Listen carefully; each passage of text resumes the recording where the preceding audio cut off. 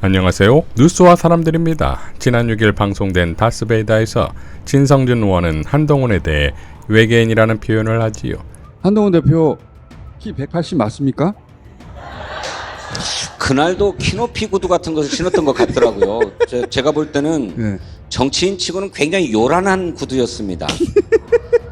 갈색 구두였는데 버클이라고 그러나요? 이렇게 금속 장식 그게 2개나 달려 있어요. 그 하나 다는 것도 참 멋쩍은 일이거든. 공연히 막 멋을 부리는 것 같잖아요. 참 신발이 참 요란하다. 그리고 저는 이제 가까이서 악수를 나누고 얼굴을 본 것은 처음인데 저는 좀 뭐랄까 좀 외계인을 보는 듯한 느낌이었어요. 얼굴의 생김이나 표정이 이렇게 좀 편안하고 자연스럽지 않고 많이 꾸민다는 느낌이 들어서 좀 어색하게 느껴지고 자기적이죠. 좀 징그러웠습니다. 이에 국힘은 논평을 통해 사과를 요구했고 이에 진성준 의원은 사과합니다. 이어 11일 김민석 의원은 최고회의에서 이런 발언을 했지요. 문제는 한동훈 대표의 입장을 대통령이 사실상 무시한다는 것입니다.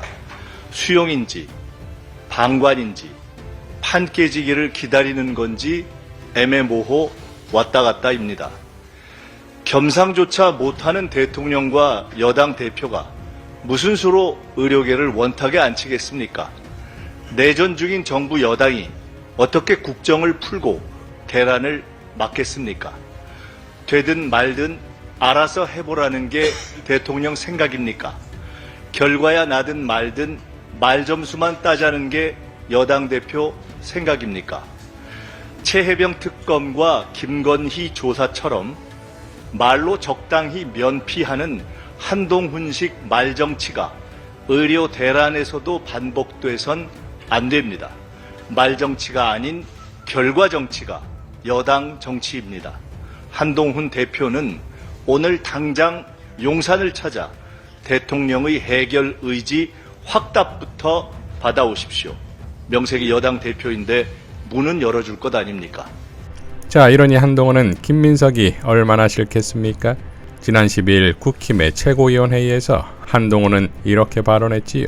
추석 전이니까 좀 정치 상황에 대한 얘기는 안 하려고 했는데 이 한 가지만 말씀드리겠다. 더불어민주당에서 계엄 얘기를 계속하고 있다. 마치 있지도 않은 얘기를 있는 것처럼 해놓고 계속 시리즈로 이어져 가고 있다.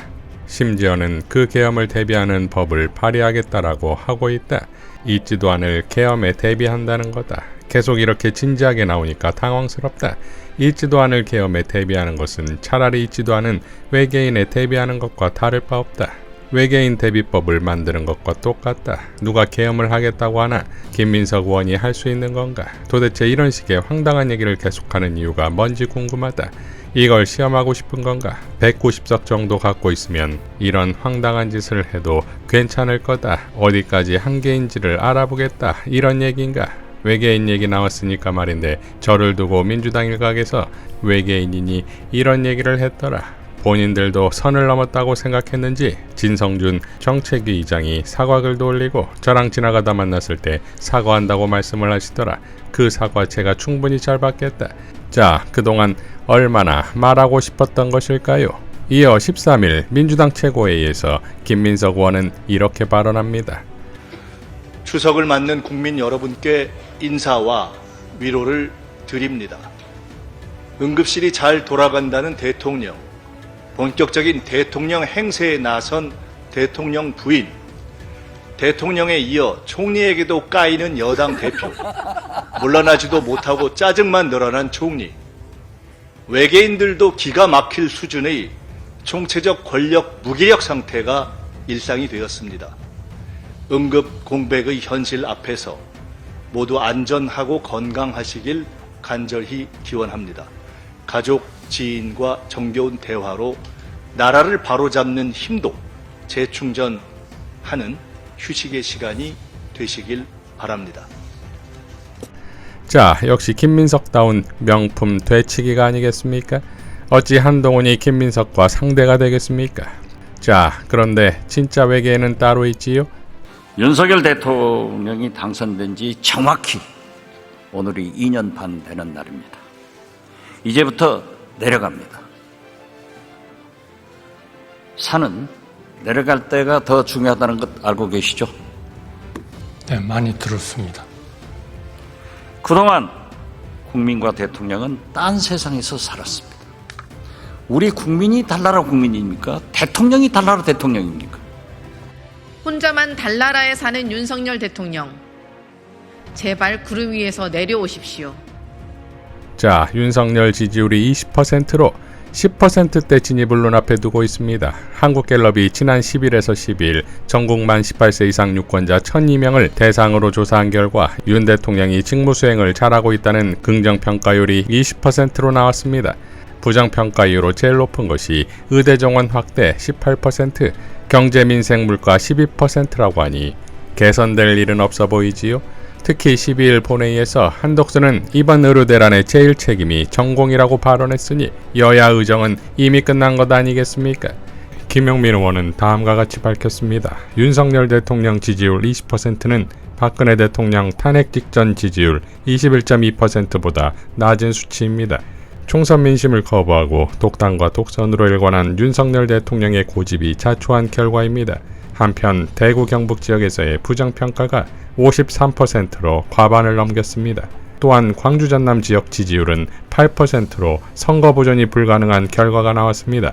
윤석열 대통령이 전광판을 보지 않는다고 해서 초라한 성적표가 사라지는 것은 아닙니다. 윤석열 대통령은 민생정책, 의료정책 등 국정기조를 당장 바꿔야 할 것입니다. 국정기조를 바꾸기 싫다면 그 자리에 있을 이유도 없습니다. 국익을 위해 스스로 선택하기 바랍니다.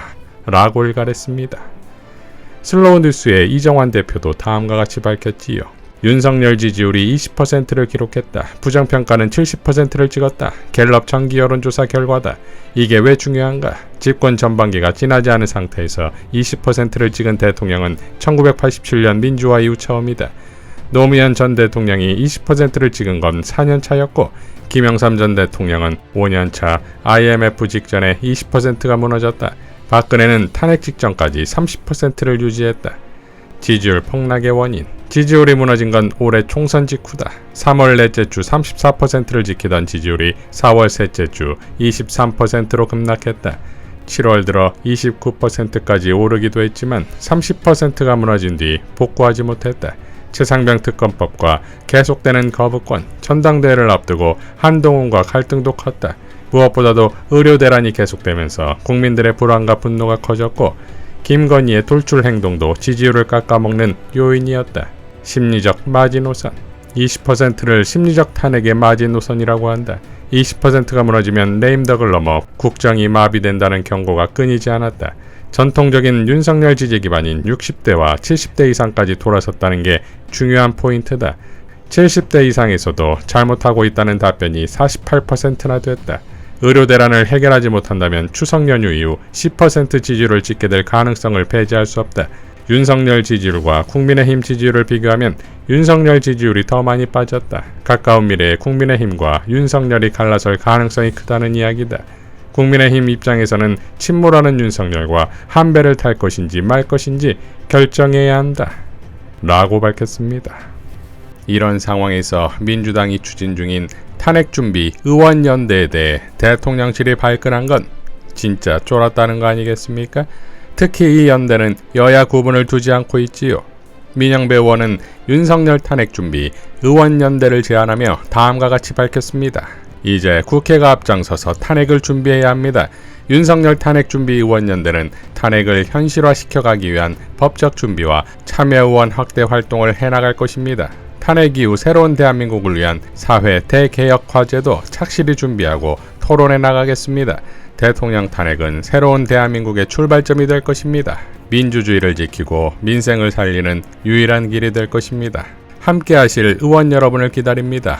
여야를 막론하고 적극 참여해 주시기를 호소드립니다. 라고 밝혔습니다. 자, 올해 추석 밥상에는 당연 의료대란과 김건희, 윤석열 탄핵이 오르는 정권 타도 구국의 한가위가 될 것입니다. 이상 뉴스와 사람들이었습니다. 시청해 주셔서 감사드립니다.